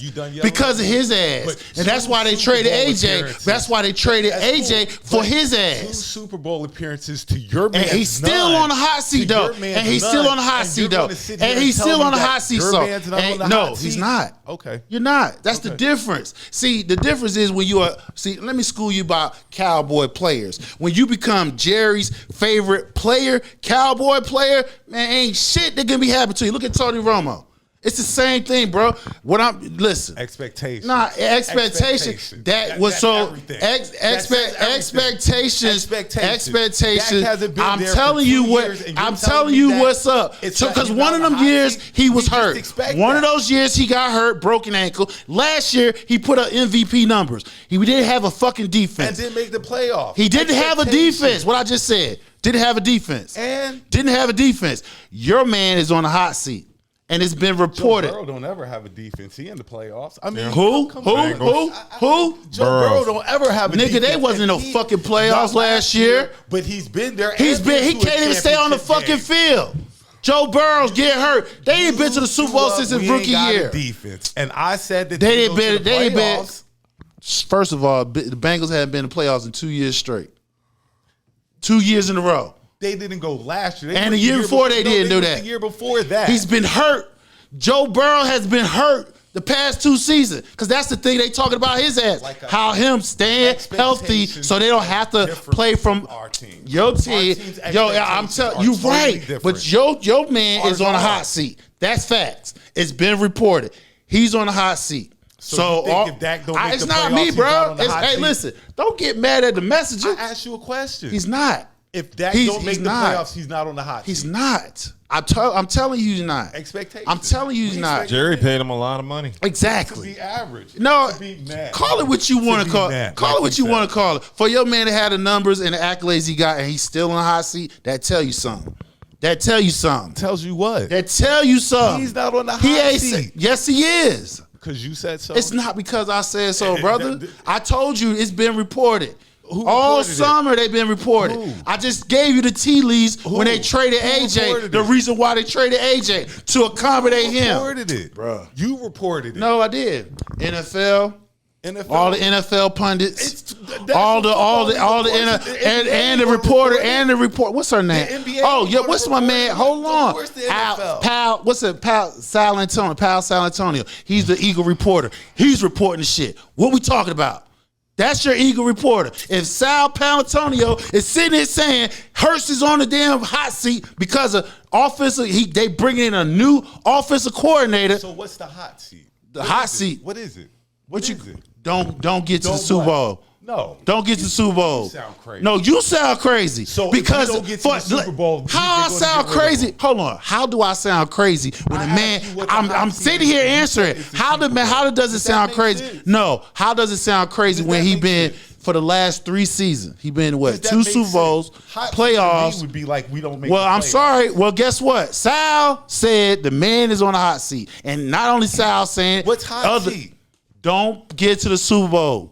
They think they're moving his ass. You know why? Because the next year, a crop of quarterbacks is coming in. Yeah. How do you sound that if we don't get to the Super Bowl? I'm telling you how. Hot seat. Because you know why? I'm going to tell you why. Why are you yelling? I'm going to tell you why. Hey, man, come on, bro. Go ahead. Don't do that. You're talking about a quarterback who's been to the playoffs every year he's been there. But he's on the hot seat. Yes. And he has to get to I'm the Super telling you Bowl. why. Because isn't he coming up for another contract? I'm done. Isn't Jalen Hurts coming up for another contract? So he don't want to answer that. So he's coming up for another contract. He took a hometown discount the first time. Do you think he's gonna take another one this time? No, he's not. And that's the reason why his ass on the hot seat. He doesn't get to where they feel like this next contract come up that worth giving him. Because I think right now he's the average quarterback right now is like $50-something million. Hurts making about 30. He's not even at top tier. He's not making top end money. So you think the next contract that comes around, he ain't gonna want that bag? They know that shit. That's the reason why they're gonna trade his ass while he's good ways is reload back on a fucking damn rookie quarterback. Why? Because you got to trade assets. You know with your man, the GM. You know when he pulled the tricks out of the hat and shit. Y'all got the defense loaded up for that shit, bro. It's written on the fucking wall. You just don't want to see that shit. That nigga on the hot seat. Book it. My loud wrong ass. Yeah. Yeah. Same quarterback business the past every I year. get what you're saying. Dak ain't been in the past 2. I get what you're saying. 2 different markets, baby. This shit ridiculous. 2 different markets. Ridiculous. It's fact. I just gave you reason. He's coming up for another contract, bro. And because of that, he gonna want that money. The average quarterback is getting And 50 he gotta plus. get to the Super Bowl. If he don't get to the Super Bowl. Because this is going to be like, is it worth sacrificing this bag behind him? Because they know once they do that, it's going to hamstring. See, you all right? See, this is a man that he don't want it. He doesn't want it. He don't want it. He don't want it. He don't want to be. Super Bowl. Yeah. You don't want to be. You don't want to face reality, bro. I told you he took a discount, and you know that. Didn't the first contract he took a discount? Yes or no? Yes or no, Eagle fan? Did he not take a discount the first time? You are talking about a 2-time going to Super Bowl. And he's coming up for another massive contract. You're telling me I just told you. Massive contract coming up. To the Super Bowl again. Massive contract. Ain't ever been. Massive contract. He's coming up for another contract. He don't want to talk about it. He's coming up for another contract, bro. Okay. That's the reason why. So they looking at it like this. Will it be worth what? Nah, he don't want to answer. They looking. No, it ain't got nothing to do with me. I ain't hating on this shit. Don't get mad at me. Get mad what's being reported, bro. I just gave it to you. You more worried about my team. I'm not worried about the team. What we talking? Are we not talking about fucking football? Are we talking about the NFL right now? Right? Caught up with the Eagles. Worry about your team. My team fine. Your team 2 Super Bowl appearances in the last 5 years. And your man on a fucking hot team seat. Ain't been there in Hurts is on a fucking hot seat. That nigga mad. Squad. That nigga mad. yo, we just won 2 years ago. It don't matter. He's on the hot seat, bro. Okay, that's facts. Say so. I'm telling you. That's cool. I'm telling you. But y'all won't win. I'm telling you. You hope so. No, you hope we don't. You hope we don't. All I know is the last time we played y'all, we mopped y'all ass. So I don't want to talk. Thank you. 20 points, nigga. Don't talk. I don't give a damn. You took 20-point blowout. The sorry team who didn't make the fucking playoff. You beat the Eagles in a regular season game. That's your claim to hot fame seat. now. Hot seat. Good Cowboys. All right. Well, that was a lively NFL discussion. Let's go ahead and move on to hip hop because the beef is everlasting between Uncle Murder, Tony Yayo, and Memphis Bleak. Uncle Murder and Tony Yayo sat down with Gillian Wallow on the $1 Million Worth of Game podcast, and they're still talking about Memphis Bleak, and now they want to, I guess, size up their money. And I know Bleak said he got a restaurant.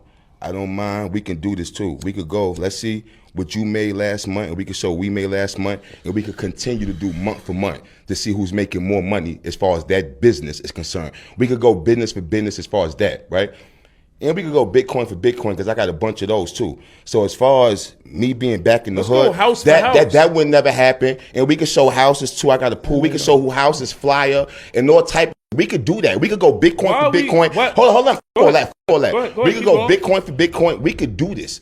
Is there any way we can bring amends or some peace to you and Yayo and Murder? Yo, bro, I have no beef with nobody. Yeah, I thought you said it was cool. Like, you and Murder was cool. Yeah, we got 3 videos. We got mad songs together. Me and the True Lifers out here looking for the ops together. Now I'm the op. How that happened? Me, you, and True just was riding in the car, ready for all smoke. Yeah. Now I'm in the smoke, like, goddamn. Yeah. But a lot of that's him holding his guy Yayo down, though. So, and I think that he kind of felt like what you said about, G Unit or anybody G Unit affiliated. He felt a way about that. He can't do that. He G-Unit Syndicate, man. That's like Wu Syndicate. He not an original member of G-Unit the way he gonna take on the scars and the wounds that they had from the beginning. Yeah. The last thing I'm looking for is to be riding around New York, Oppie. Yeah. I'm 50. I don't even know how to get back in op mode. Like, what's the outfit for the op territory now? The streets are gentrified now. You don't even know the same blocks. Exactly. Yeah. We get started. We definitely do get passionate about football. I'm not going to lie. But back to this. Give me a staple Uncle Murder song. The weekend or the year wrap up. The yearly wrap up. Yeah, that's all I know Uncle Murder from. You don't have a specific song for Uncle Murder? I don't specifically know Uncle Murder's music. I'm not really too deep on Uncle Murder like that. I know Bleak. Yeah. I know Bleak. I know Bleak has songs. He might not have like the biggest catalog, but Bleak got songs. He got a couple hits. I don't know where this is coming from. I think here's really what I think. I think Uncle Murder and Tony Yayo are jealous of Memphis Bleak because the relationship between Bleak and Jay is not as dependent as the relationship between 50 and Yayo. Yayo himself said without 50 Cent, they would be back in the projects. He admitted that on a podcast. And so because of that, I think there's some insecurity with how much they need 50 in order to eat. Because truth be told, I really don't think them niggas is no hustlers. Or they only know how to hustle in the streets, I guess. I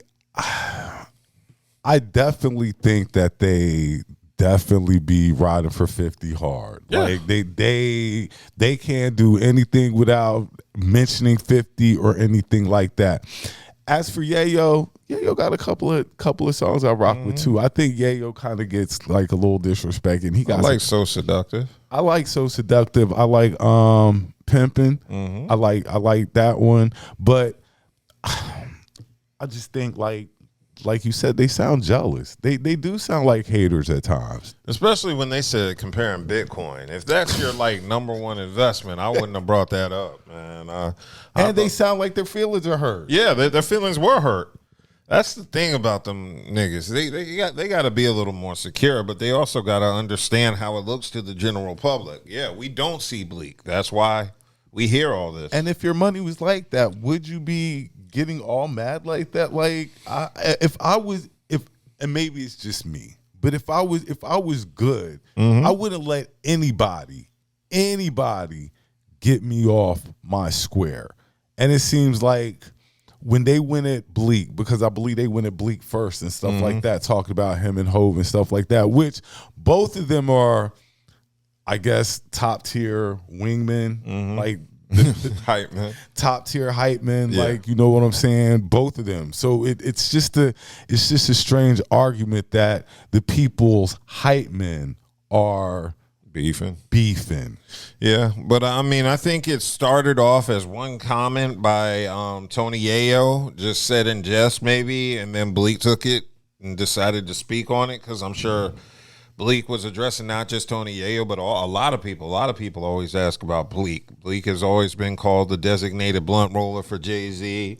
We've made tons and tons of babysitting Blue Ivy jokes about Bleak. So he's behind the scenes. We don't see Bleak. So that leads to the shit. But yeah, in this case, I think Jay-Z taught him how to fish. So Jay-Z's like, you don't need to be up under me. Here's some of the things you can do to make your own money. And I think Bleak took that blueprint and ran with it. Yeah. So yeah, I do think there's some jealousy and insecurity from the Yayo Uncle Murder side of things. And Uncle Murder was bragging about taking his kids to Disney World. I'm like, that's kind of cringe. That's super cringe as fuck. Yeah. Like, why would you brag on something like that? Like that was to prove a point. It was received like I say, like you want to compare what you have accomplished as men, which I guess, pissing contests, whatever, but like you would, if you were just more secure in yourself, it wouldn't matter. Yeah. If you were more secure in yourself, it wouldn't matter, but your ego won't let it go. Yeah, and that ego's gonna get you messed up. And then, like Bleak said, like Uncle Murder isn't even original G Unit. Nope. Uncle Murder, like Mobb Deep was G Unit before Uncle Murder. Like Uncle Murder is not original G Unit at all. Maybe he's trying to show that extra loyalty. Like, I'm going to take up for the beefs and issues that happened before I was here. That's the ultimate in loyalty. I mean, that is the ultimate, and he does it. That's what he does. He takes on whatever beef that 50 of them have, which I guess, like you say, is loyalty. Yeah. But it comes at a cost, and it's like how you look. Yeah. It's way too much. You're up under 50 a little bit too hard. And nobody would even notice this until this issue came to light. Like, I never paid attention to how much Tony Yayo and Uncle Murder were under 50 until you start nitpicking that shit like this. Just like with Rick Ross with the whole flying commercial. Nobody cares if you fly commercial until you start popping shit about how you fly private all the time and how everybody who doesn't ain't shit. And you start bragging on your lifestyle when you shouldn't brag on your lifestyle. You should just be enjoying life. I'd expect, especially people in that position, to be at least kind of in a decent position. I see you on TV all the time. I see you on my Facebook feed all the time. I see you doing stuff. I'd expect you to be in at least some sort of a decent position in life. Mm-hmm. Agreed. So I hope this Yayo, Uncle Murder, and Bleak beef just goes away, because truth be told, it's just making Tony Yayo and really Uncle Murder look like clowns to me. Like when trying to compare what you got to another man who we don't even know what he has, it's just corny. And the shit you were bragging about, having Bitcoin, taking your children to Disney World, having a swimming pool. I'm like, these are average nigga flexes, bro. That wasn't worth bragging about. That's just being a decent father, So shout out to Uncle Murder and Tony Yayo. Just let this shit die, man. I'm sure you're getting attention for it, but also at the same time, y'all are coming off way too fucking corny. Way too corny. Like a lot of the rappers that we grew up like listening to, once they've had a microphone put in front of their face, that's social media. It's social media. They just a lot of, I won't say a lot, but some of these artists that we used to listen to, now that you hear them talk, you be like, I don't know how I used to even entertain this person. Yeah, Twitter has ruined the image of a lot of rappers, and that's why I'm so glad it wasn't around in the 90s, because, boy, I thought Onyx was the most craziest rap group in the world. Back the fuck up. Yeah, that whole album. Back the fuck up with something. And that don't get talked about like it should. What, that album? Yeah, because that's a classic. You think it's a classic? No, it's a classic. Yeah, that was the first CD I ever bought. That doesn't get talked about like it should. Back the fuck up was that album was sick. Yeah, I used to rock with Onyx too. Yeah, so yeah, shout out to Onyx. Shout out to Onyx. Let this beef die, y'all. Move on. It's a bad look for 50-year-old men. Okay, let's go ahead and move on. Because this entire week, Usher has been in the news. Apparently there was a concert earlier this week. Old girl was fronting on Usher. He was trying to give her the lap dance special, and she wasn't really receptive.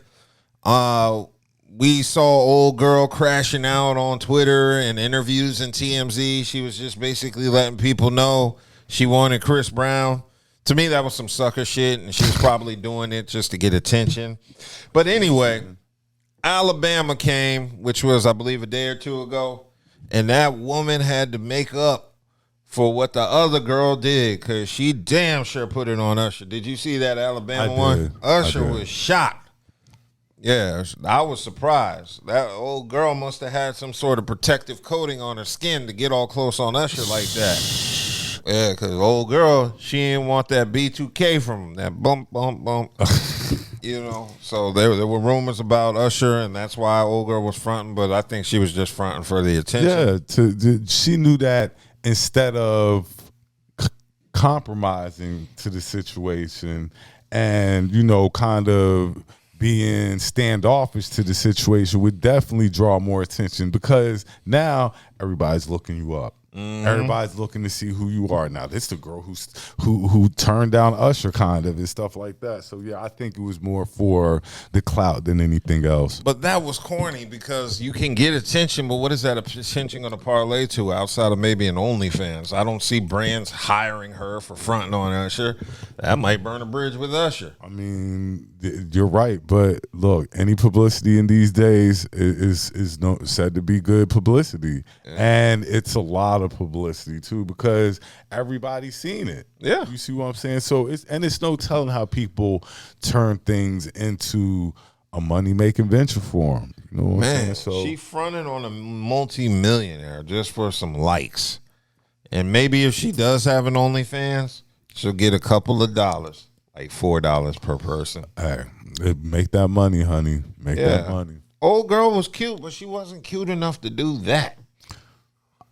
I thought she was cute. No, she's an attractive girl. I'm not saying she was ugly or anything, but she ain't that. She wasn't thick. And then that's a once in a lifetime thing. That's what I'm saying. You probably did more harm than good. And also the responses she gave after on Twitter and, like I said, TMZ, it made her look very arrogant. It's one thing to do what she did on stage, but to follow it up with some of the responses she gave, it made her look even worse. So it made her come off as narcissistic and just overall unlikable. And in the entertainment world, people give you deals and stuff like that just simply being liked. And that's never going to happen to Usher again. No. He's going to vet. Like, that's never going to happen to Usher again. Yeah, that was embarrassing. And Usher already said, don't bring your ass up on stage if you're going to be fronting. He said, God don't like ugly, but he don't like pretty privilege either. So, and I'm going to quote Usher every time I go on a date. That reminds me of that, too. You're going to quote Usher every time? Hell yeah, I'm going to tell my date and say, God don't like ugly. And he's on he's debating about you. That's what she pissed me off. Oh, I thought you were saying it's 7 o'clock on the dot. I thought that's how you were quoting Usher. Yeah. Yeah, Buddha's in the chat. He said to be gangsters, they were so sensitive and emotional. Oh, I think he's talking about Uncle Murder and Memphis Bleak. Oh, man, like, yeah, their feelings were hurt. He hurt their feelings really bad. Yeah. Well, since Buddha's in the chat, that means he's watching our show. Shout out to Buddha missing all this delicious food. Joe Meek, yes. Joe Meek LLC was Southern banging. Cuisine. She got jerk chicken, Buddha, and she said not to give you none. So we got to hide it from you along with the cabbage. You ain't got to worry about it being hidden. I'm going to eat it in the night. Yeah, I'm taking it home with me. I hope Hassan ain't about to circle back like, Hassan gone for the night. He said the food was ours, so we okay. It's a nice little bit. We got so many desserts here. I'm gonna go into a diabetic coma on Sunday. But yeah, shout out to Buddha for skipping this podcast tonight and giving us more be back food next week. I don't care if he comes back next week. He didn't sound. He was upset when he said he wasn't going to be able to make it tonight. I felt it. I felt it when he said it. So definitely shout out Buddha. Yeah. In fact, Hooters called us and asked if everything was okay. We didn't know what to tell him. Okay, let's go ahead and move on, because in addition, earlier this week, there was some news going around Tuskegee. Apparently, people are outraged at a policy of a dress code that was found in the student handbook, where they said no pajama bottoms, no bonnets, no do-rags in the dining rooms as well as the classrooms. I think they also said no slides, no flip-flops. And I was a little shocked at first, because I thought people had an issue with it. I thought there were students really complaining about this shit, but it turns out it was just some internet hype drummed up to, bring attention on Tuskegee. Apparently, I've been reading articles from the actual students at Tuskegee, and they're basically saying they're cool with the rules, and they also mentioned that they don't really see students on campus dress like that. So it's the people that don't go to school that have the problem with exactly. Those are the people who have a problem with Those are the people that dress in pajama bottoms, bonnets, and do-rags in dining rooms and classrooms. The people that aren't in college. Yeah, this was a non-issue to begin with because when I went to Central from 99 to 03, we didn't really, I think they had a dress code written down, but it was just common sense when we were students there to put on decent things for a learning environment. So we never really had major issues with students violating policies based on I'm dress. trying to think how we dressed when I was going back to Benedict College and stuff like that. I think they were just happy we showed up to class sometimes. Like they were happy we got there. But now I think that the bonnet, all that stuff is out of control now. Though. I think, and what really bothers me is how you call it, the loud part of the internet just stands up and are staunch protectors of this. And I'm like, why?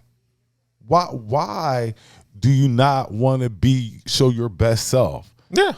I don't understand why you wouldn't be behind something that lifts us up even higher. Well, I don't think it's an issue to begin with. I think most of the students already know you dress for success. I remember my freshman year at Central, they made us take a class on how to dress for job interviews and prepare you for the real world. Now, I didn't need this class because my father already taught me this shit when I was 14. So, you know what? I feel like, honestly, my freshman year of Central was a wash.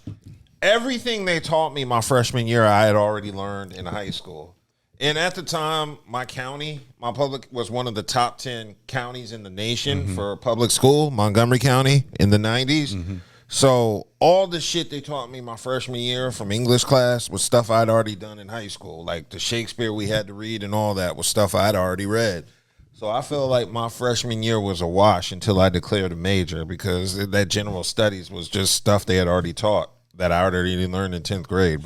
And now that I'm thinking about it, even in high school, we didn't go dressed like any sort. Sir, we went to school dressed for the day. Like, you know what I'm saying? Well, people raised their kids properly back then in terms of dressing. You know, we didn't have these issues growing up. My mom wouldn't let me sag. She would never let me leave the house without a belt on. My parents still be. You got a belt? You got a belt on? My parents still to this day. And they always gave me the speech about how you represent us when you leave the house and make sure you don't look like nothing or make sure you look like something. Yeah, you look like something when you go out because people talk. Yeah. And you know, they like you said, that's how we were brought up. We brought up like we knew when we left the house, we needed to look a certain type of way, regardless of where we were going. We knew that had to have your hair combed, had to have lotion on. You had to have all this stuff crust done out your eyes before you walked out the house. Yeah. They call it being presentable. Exactly. just being presentable.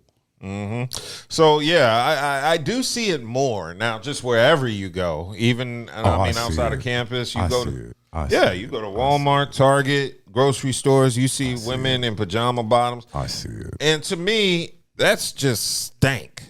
Because it's like if I see somebody in a bonnet and pajama bottom, I know you didn't wash your ass. Who washes their ass and puts on pajama bottoms and a bonnet? And this is like if it's once, like, you know, you just had to run out, run back in. But this is your everyday go out attire and stuff like that, and you can't even get in the club like that. So I don't understand what all this big commotion is. Like, you know, we like to do certain things, and there's a dress code to do these certain things. Like I remember Soulless. I tried to go to Soulless one night. I had my church clothes on. I was fresh as hell. And they stopped me and said, "You got boots on?" Wouldn't let me in with boots. And I was fresh. I was dripping. But you know, it's just being presentable and wanting to show off the best you.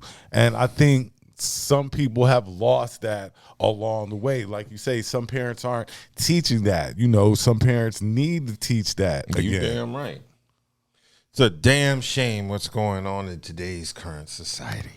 I mean, it's nothing wrong with having standards. It's nothing at all wrong with having standards. I wouldn't date a woman who's in public wearing pajama bottoms and a bonnet just because I think she stank.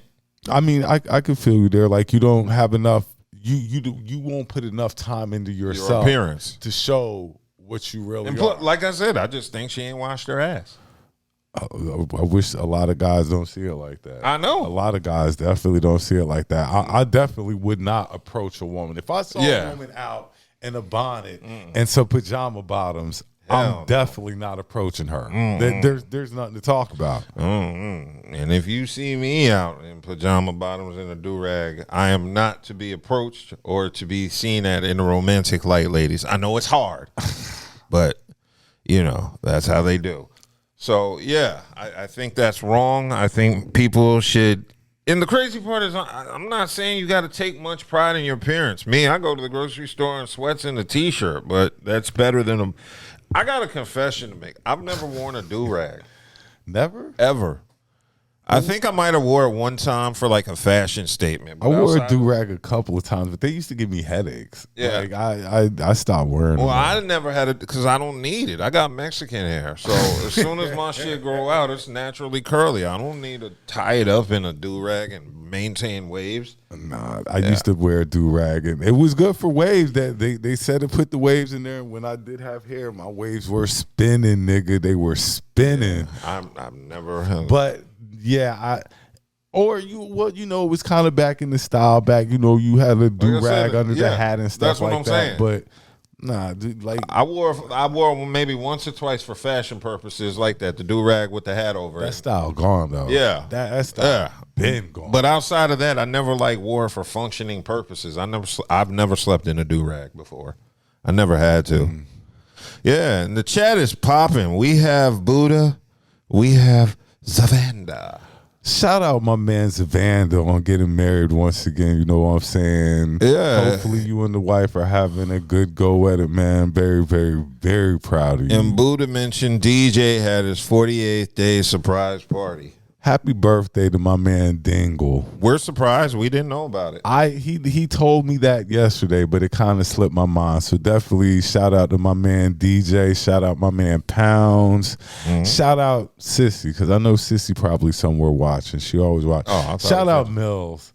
Because Mills said that Dub was her favorite today. Kind of had me feeling a little salty. I'm everybody's favorite. That should not be a surprise by now. We're not going to go that far. But these people tune in for me. I was just giving a shout out to the people that I know support us every Saturday like clockwork. And it means a lot to us, because without y'all, we wouldn't be jumping out there to do the stuff that we do. Dub, like I say, puts a lot of time into editing and getting the stuff up, so y'all can hear our point of view on some things. Sometimes conversations get heated, sometimes things, but it's a show, and the show is going to continue to get better. It's going to continue to get better. We have interviews scheduled with people we kind of know, that the world might kind of know.